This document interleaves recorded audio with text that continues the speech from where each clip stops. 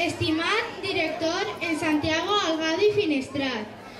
estimades reines de les festes patronals de Benidorm, senyoretes Nerea Cerezo Fuster y Patricia Solaz Cintas, y dames que les acompanyen, y a la presidenta de la Comissió de les Festes Patronals de Benidorm, Vicenta Asensio Santamaria,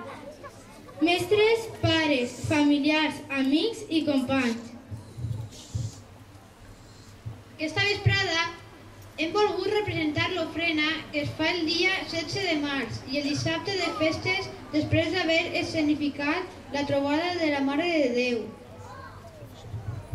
Aquests dos actes que comencen avui amb l'ofrena i que conclouran demà amb la representació del descobriment de la Verge pels alumnes de sisè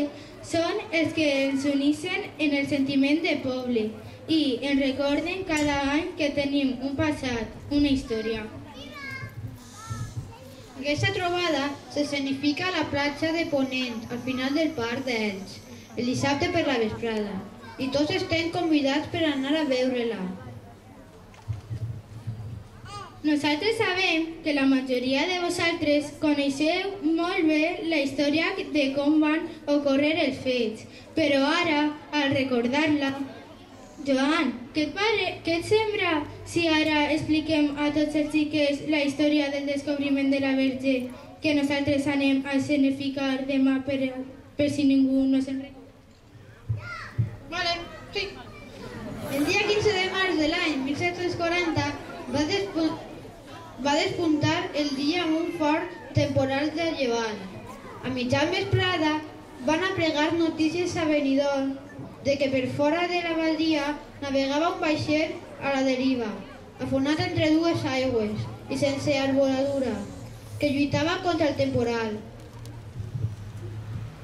Uns quants mariners de Benidorm, entre ells Antoni Bayona, Vicent Llorca i Miquel Llorca, van decidir eixir a la mar per buscar la barca i ajudar a la seva tripulació.